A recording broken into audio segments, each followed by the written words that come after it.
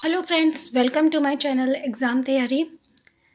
आज मैं आप लोगों के लिए क्वेश्चन वीडियो लेकर आई हूँ इंग्लिश पेडागोजी का। जैसे कि आपको पता है कि आपका जो सीटेट एग्ज़ाम है वो उसके लिए बस हमारे पास 2 मंथ्स ही बचे हैं।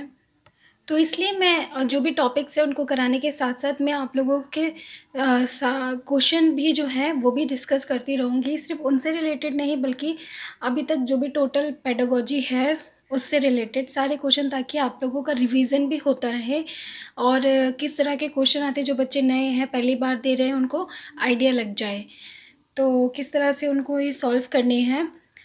तो जो मेरे पुराने स्टूडेंट हैं उनको तो पता ही होगा कि मैं आपको हमेशा बोलती हूँ कि क्वेश्चन को बहुत अच्छे से पढ़िए, उसमें कोई भी जो कीवर्ड है उसे देखिए और उसी से क्या है आप किसी भी क्वेश्चन के आंसर को आसानी से पहचान सकते हैं। तो आइए स्टार्ट करते हैं। पहला जो हमारा क्वेश्चन है वो है अ task in task based language learning means, यानी कि जो task based learning language learning होती है उसमें टास्क जो है वो क्या है आपको ये बताना है, ठीक है। तो टास्क बेस्ड लैंग्वेज लर्निंग क्या है, एक मेथड है। जब मैंने आपको मेथड पढ़ाया उसमें बताया है, तो अगर आपने मेरे नोट्स पढ़े होंगे तो आपको पता होगा। तो इसी में आपको बताना है कि टास्क क्या है। पहला ऑप्शन है हमारा an activity where the target language is used by the learner for a communicative purpose, यानी ये एक तरह की एक्टिविटी, टास्क क्या है, एक एक्टिविटी है जो कि टारगेट लैंग्वेज जो भी हम उसे सिखाना चाह रहे हैं उसको सिखाने के लिए कम्युनिकेशन पर्पस से हम उसे कराते हैं। बी है a piece of work design by the teacher for language teacher, ठीक है, या एक काम का पीस है जो कि एक टीचर के द्वारा डिज़ाइन किया जाता है एक लैंग्वेज टीचर के लिए, दूसरे लैंग्वेज टीचर के लिए। या C a text book exercise to be carried out by learners individual, या एक टेक्स्ट बुक की एक्सरसाइज है। और या D a task for the teacher for assessing learners language learning, या टीचर के लिए एक टास्क है जो जिसके द्वारा क्या है वो जो भी बच्चे सीख रहे हैं उनकी लर्निंग को असेसमेंट कर सके। तो टास्क बेस्ड लैंग्वेज लर्निंग क्या है, एक मेथड है जिसके थ्रू हम बच्चों को सिखाते हैं लैंग्वेज को, ठीक है। तो यहाँ पे जो टास्क है वो ये जो ऑप्शन है बी कि किसी टीचर के द्वारा डिज़ाइन किया जाता है किसी दूसरे लैंग्वेज टीचर के लिए, तो ये तो बिल्कुल गलत है। क्योंकि ये जो हम मेथड यूज़ करते हैं वो बच्चों के लिए यूज़ करते हैं एक टीचर, ठीक है। अब यहाँ पे बात कर रहे हैं कि एक टेक्स्ट बुक की एक्सरसाइज है to be carried out by learners individual, ये भी नहीं है। इसका जो सही आंसर है वो है हमारा A an activity where the target language is used by the learner for a communicative purpose, यानी टास्क क्या है, एक एक्टिविटी है। जब आपने टास्क बेस्ड लैंग्वेज लर्निंग देखा होगा तो मैंने आपको बताया था कि इसमें टीचर क्या होती है, एक टास्क दे देती है और उसमें बच्चों को क्या इंग्लिश में ही कम्युनिकेट करना है, इंग्लिश के द्वारा ही मतलब सारी चीज़ों को इंग्लिश की हेल्प लैंग्वेज को यूज़ करते ही करना है। तो वो एक एक्टिविटी कराती है और जो कि उसकी मेन पर्पस क्या होता है, उस लैंग्वेज को सिखाना ताकि बच्चे कम्युनिकेशन करें और उस चीज़ को सीखें। तो यहाँ पे जो टास्क है वो एक एक्टिविटी है। तो इसका जो सही आंसर है वो है ए, और होपफुली ज़्यादा से ज़्यादा बच्चों ने सही बताया हो। आप लोग खुद गैस किया करिए आंसर। नेक्स्ट क्वेश्चन की ओर बढ़ते हैं। According to National Curriculum Framework 2005, which one of the following is not an objective of language teaching learning? अब यहाँ पे पूछा है कि जो NCF 2005 है उसके हिसाब से कौन सा जो है लैंग्वेज टीचिंग लर्निंग का ऑब्जेक्टिव नहीं है। देखिए यहाँ पे क्या आपको गौर करना है, नहीं है ये बोला गया है, ठीक है, ऑब्जेक्टिव नहीं है। तो पहला है the competence to understand what one hears, यानी ये क्षमता होना, जो भी कोई आपके सामने अगर कुछ बोल रहा है इंग्लिश में तो उसको समझने की क्षमता होना, ये ऑब्जेक्टिव नहीं है। B ability to read with comprehension, यानी कुछ भी आप अगर इंग्लिश में पढ़ रहे हो तो उसको समझ के साथ पढ़ें, ये ऑब्जेक्टिव नहीं है।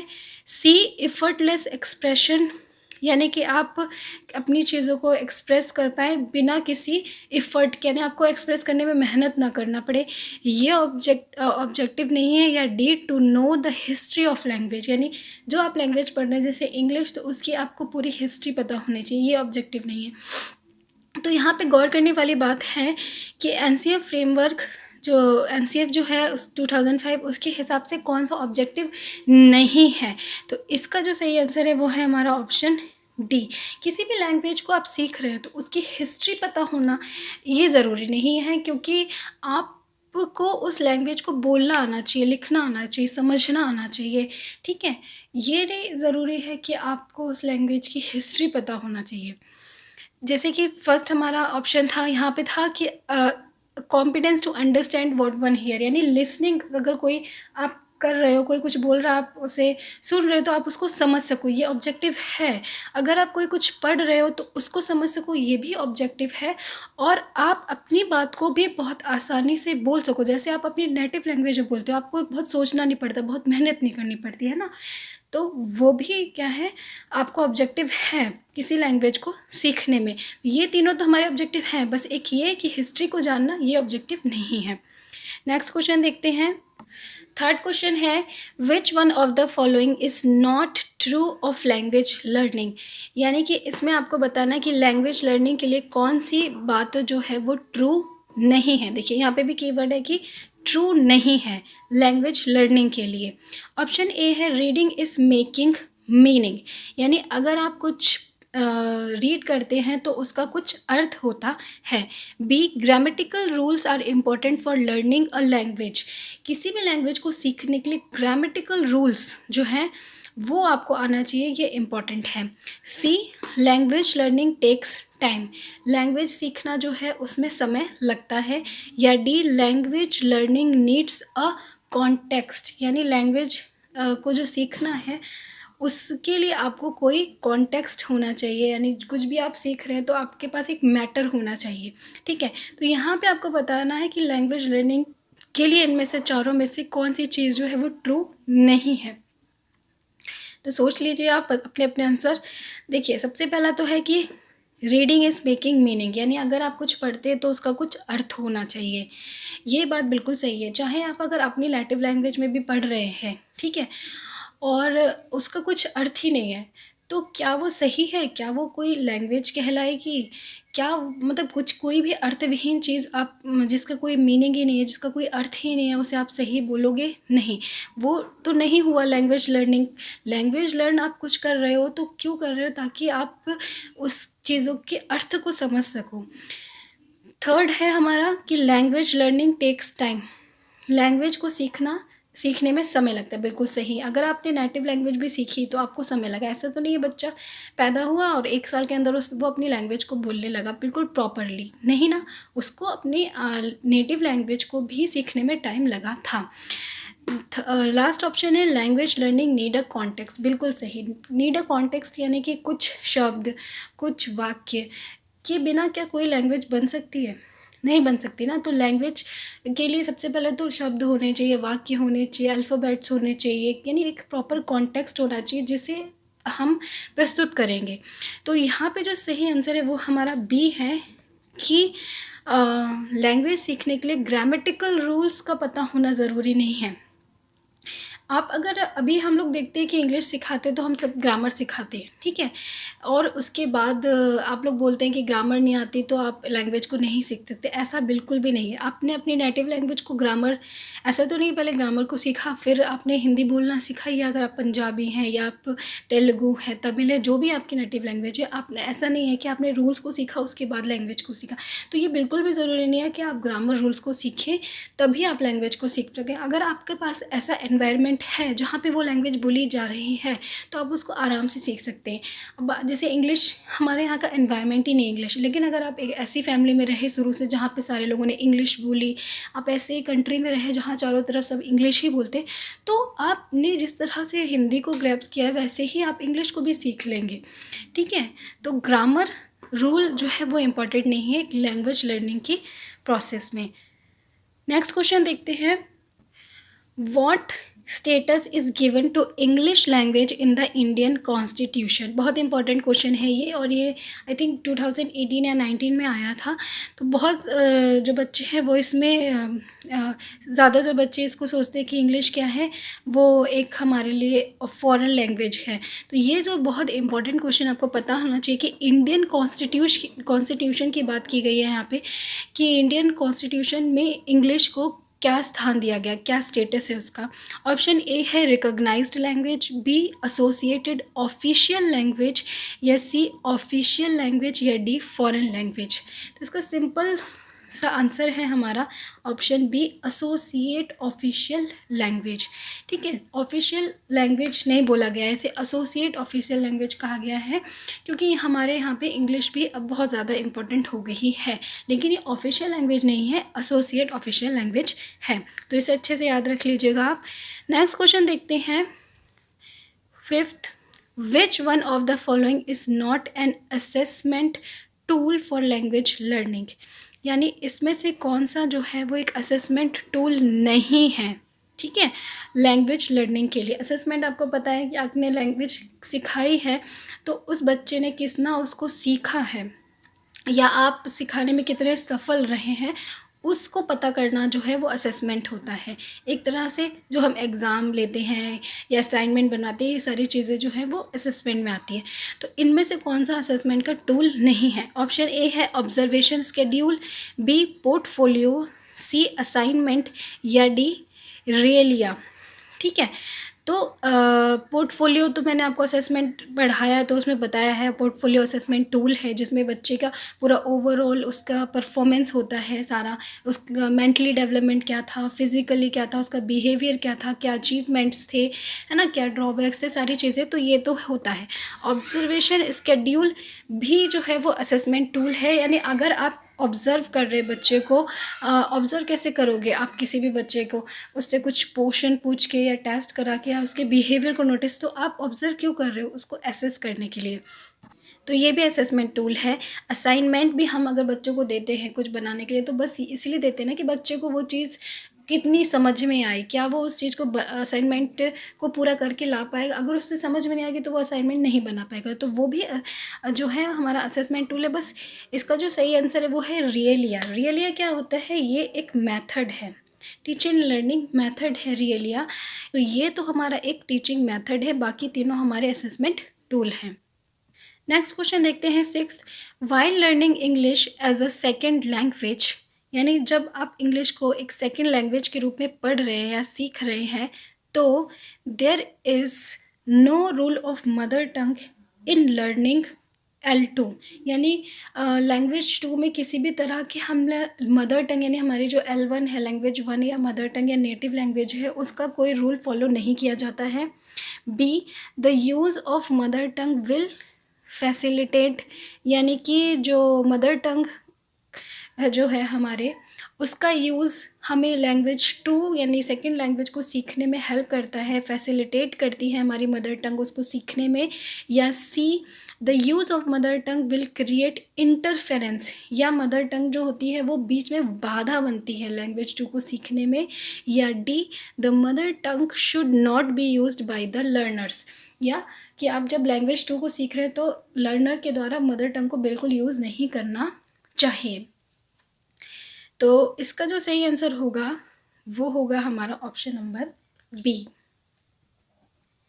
ठीक है, क्योंकि देखिए मैंने आपको इससे पहले भी शायद कल जो 2 वीडियो डाले हैं उनमें भी बताया आपको कि चाहे आप की क्लासरूम ऐसी हो जिसमें 2 भाषा के लोग रहते हो, जैसे मान लिया हिंदी बोलने वाले ही रहते हैं, या फिर आपकी क्लास मल्टी लैंग्वेज हो, यानी कि वहाँ पे हर तरह की भाषा बोलने वाले बच्चे हैं, आपकी क्लास में मान लिया 4-5 भाषा वाले बच्चे हैं, फिर भी ऐसा नहीं है कि जो आपकी मदर टंग है वो किसी भी तरह का इंटरफेरेंस क्रिएट करेगी।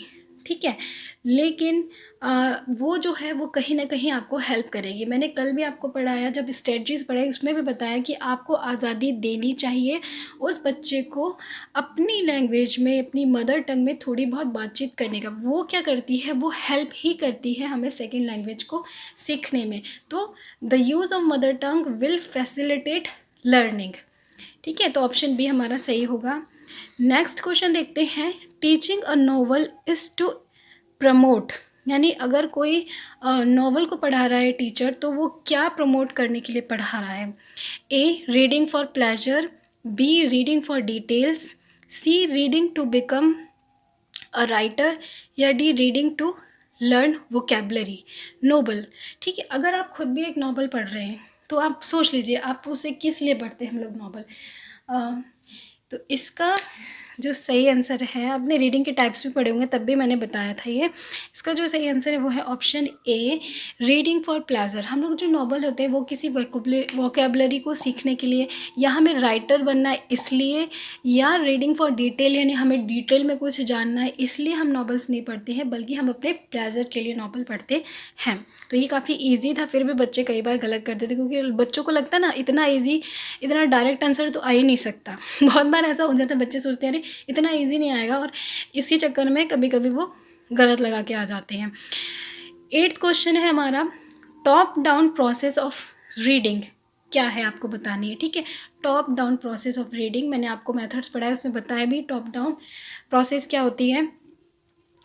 Proceed from whole to part, यानी एक पूरे होल के से आप पार्ट पे पहुँचे। ठीक है, या proceed from part to whole, यानी छोटे से पार्ट पे आप पूरे होल पे पहुँचे। C proceeds from centre to periphery, यानी बीच से, सेंटर से आप पेरीफेरी किनारे पे पहुँचे, या proceed from bottom to top, यानी नीचे से आप ऊपर को पहुँचे। ठीक है, तो ये क्या है, रीडिंग में आपको पूछा गया कि टॉप डाउन मेथड या टॉप डाउन प्रोसीजर क्या है। तो देखिए नाम से पता चला टॉप डाउन, टॉप से आप डाउन पे आपको जाना है, यानी मेन से आपको फंडामेंटल पे जाना है, या मेन से आपको बेसिक पे जाना है। तो इसका जो सही आंसर होगा हमारा वो होगा ऑप्शन ए। ऑप्शन ए हमारा क्या है, proceed from whole to part, यानी होल से हम छोटे पार्ट पे जाए, यानी टॉप से हम किस पे जाएं, बॉटम पे जाएं या डाउन पे जाएं। देखिए जैसे आप एग्जांपल के लिए, हमें इंग्लिश को सिखाना है तो हमने पहले बच्चे को पूरा रीड करना सिखा दिया, फिर हम ग्रामर पे गए। ठीक है, फिर हमने उसको बताया कि यहाँ पे इज़ का यूज़ क्यों हुआ है, यहाँ पे आर का यूज़ क्यों हुआ है। तो वो क्या हो गया, हमने पहले हम डिटेल में गए, उसके बाद हम बेसिक पे आए, यानी हम पहले होल पार्ट हमने समझाया, होल पार्ट पे गए, उसके बाद हम उसके छोटे छोटे पार्ट्स पर आए। तो वो क्या हो गया, हमारा टॉप डाउन प्रोसीजर हो गया रीडिंग का। नेक्स्ट है 9th question, the most important factor which is responsible for the differentiation between language learning and language acquisition. बहुत इंपॉर्टेंट क्वेश्चन है ये भी, आपको पता है पहला टॉपिक ही जो है वो सिलेबस में लैंग्वेज लर्निंग और लैंग्वेज एक्विजिशन है। तो यहाँ पे बताना है कि जो मोस्ट इम्पॉर्टेंट फैक्टर है जो कि डिफ्रेंशिएट करता है लैंग्वेज लर्निंग और लैंग्वेज एक्विजिशन को, वो क्या है। ऑप्शन ए है grammar of language, B assessment in language, C textbook of language, या डी लैंग्वेज एनवायरनमेंट। बहुत ही इम्पॉर्टेंट टॉपिक है, बहुत ही इम्पॉर्टेंट क्वेश्चन है और बहुत ही इजी भी है। जो मेन डिफरेंस है, जब मैंने आपको पढ़ाया भी होगा तो आपने देखा होगा कि जो मेन डिफरेंस होता है लैंग्वेज लर्निंग और लैंग्वेज एक्विजिशन में, वो होता है एनवायरनमेंट का। किस तरह से, देखिए तो इसका जो सही आंसर एनवायरनमेंट है डी, कि जो आपकी लैंग्वेज एक्विजिशन है वो क्या है, जिस तरह से आपने अपनी फर्स्ट लैंग्वेज को सीखा, नेटिव लैंग्वेज को सीखा है, एक्वायर किया उससे आपने लर्न नहीं किया है, किसी ने आपको ज़बरदस्ती पकड़ के सिखाया नहीं है, बल्कि आपने उसको ग्रहण किया है। ठीक है, एक्वायर किया है, तो वहाँ का एनवायरनमेंट अलग था। और जो आप किसी लैंग्वेज को लर्न करते हो वो क्या करते हो, आप स्कूल में करते हो, आपको रूल्स बताए जाते हैं, आपको पढ़ाया जाता है, आपको ज़बरदस्ती मतलब कहा जाता है इस चीज़ को सीखो, तो वहाँ का एनवायरनमेंट अलग होता है। अब अगर यहाँ पे बात नहीं आती कि ग्रामर या असेसमेंट या टेक्स्ट बुक की, क्योंकि ज़रूरी नहीं है, जो यहाँ आपको लगेगा कि इंग्लिश की ग्रामर अलग है और हिंदी के ग्रामर अलग है ना, लेकिन बात हिंदी इंग्लिश की नहीं है, बात है लैंग्वेज लर्निंग और लैंग्वेज एक्विजिशन की।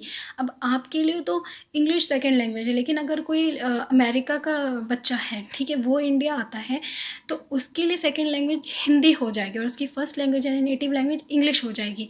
तो वहाँ पे तो आप सवाल ही नहीं उठता ना कि ग्रामर जो है वो अलग हो गया या असेसमेंट अलग हो गया। बात हो गया कि अब वो क्या करेगा, हिंदी को लर्न करेगा, हिंदी को सीखेगा, क्योंकि वो एक इंग्लिश के एनवायरनमेंट से होकर आया है जहाँ उसने चारों तरफ इंग्लिश को ही देखा था और उसने उस भाषा को ग्रहण कर लिया था। ठीक है, तो लैंग्वेज जो लर्निंग है या लैंग्वेज एक्विजिशन उसमें मोस्ट इम्पॉर्टेंट पूछा गया है। बाकी फैक्टर भी हैं लेकिन जो मोस्ट इम्पॉर्टेंट फैक्टर है वो है एनवायरनमेंट। ठीक है, लास्ट क्वेश्चन है हमारा 10th। The maximum participation of students is possible while teaching English by the teacher using authentic task through। यानी अगर आपको एक बच्चे को आप इंग्लिश सिखा रहे बच्चों को और आपको बच्चों का मैक्सिमम पार्टिसिपेशन चाहिए अपने स्टूडेंट्स का, तो वो कौन सा टास्क है जो आप कराएं जिससे आपको उनका मैक्सिमम पार्टिसिपेशन मिल सके, यानी ज़्यादा से ज़्यादा बच्चे जो है उसमें भाग ले सके, उस सीखने की प्रक्रिया में सम्मिलित हो सके। पहला है कम्युनिकेटिव अप्रोच, सेकंड है डायरेक्ट मेथड, थर्ड है ग्रामर ट्रांसलेशन मेथड, या डी है स्ट्रक्चरल अप्रोच। तो इसका जो सही आंसर होगा वो होगा हमारा ए, कम्युनिकेटिव अप्रोच। क्यों? देखिए, कम्युनिकेटिव अप्रोच में क्या है, कम्युनिकेशन करने के लिए आप बोलते हैं अपने स्टूडेंट्स को, ठीक है, सभी को आप बोलते हैं कि आप एक दूसरे से बात करो, इंग्लिश में ही आपको बात करनी है, कम्युनिकेट करना है। ठीक है, तो उसमें क्या होता है, सारे बच्चे आपकी क्लास में ज़्यादा से ज़्यादा बच्चे हैं वो पार्टिसिपेट करते हैं। आप उनको ये छूट दे देते हो कि आपको कैसे भी बोलना है, टूटी फूटी कैसे भी इंग्लिश बोलनी है, पर आपको इंग्लिश में बात करना है। तो उसमें सारे बच्चे जो हैं वो एक दूसरे से बात करते हैं। तो ये जो है वो सबसे अच्छा मेथड है कि आप ज़्यादा से ज़्यादा स्टूडेंट्स को का पार्टिसिपेशन करा सको। अगर आप कहीं पे भी इंग्लिश सीखने जाते हैं तो वहाँ पे भी इसी अप्रोच को सबसे ज़्यादा यूज़ किया जाता है बच्चों को इंग्लिश सिखाने के लिए। तो हमारा ए जो है वो सही आंसर होगा। डी है स्ट्रक्चरल अप्रोच। स्ट्रक्चरल अप्रोच में क्या होता है, आप स्ट्रक्चर्स दे देते हैं छोटे छोटे और उनको बोलने के लिए बोलते हैं। लेकिन कम्युनिकेटिव अप्रोच में क्या होता है, उनको पर्टिकुलर आपने कोई स्ट्रक्चर नहीं दिया, उनको आज़ादी दे देते हो, आपको जो भी बोलना बोलो, जो आपके मन में है वो बोलो। ठीक है, तो यहाँ पे बच्चा जो काफ़ी फील फ्री करता है तो ज़्यादा से ज़्यादा बच्चे उसमें पार्टिसिपेट करते हैं, ज़्यादा से ज़्यादा बच्चे सोचते हैं कि चलो हाँ मैं भी ट्राई करता हूँ। ठीक है, तो ये इसका हमारा जो आंसर है वो सब सही होगा। तो ये थे टोटल 10 क्वेश्चंस इंग्लिश पेडागोजी की। और ये आप लोग क्वेश्चन पूछते हैं पेपर 1 के लिए, पेपर 2 के लिए, तो मैं आपको ये बता दूं कि ये सभी एग्ज़ाम्स के लिए, सभी पेपर्स के लिए है, चाहे वो पेपर 1 हो, चाहे पेपर 2 हो, चाहे यूपी टेट हो, सी टेट हो, एम टेट हो, एमपी टेट हो या रीट हो, कुछ भी हो, केवीएस हो, आप इंग्लिश पेडागोजी जिस भी एग्ज़ाम में आती है उन सब के लिए आप के लिए ये हेल्पफुल है, क्योंकि सभी का सिलेबस ऑलमोस्ट सेम है। ठीक है, तो अगर आपको वीडियो अच्छा लगा तो प्लीज़ इसे लाइक कीजिएगा फ्रेंड्स।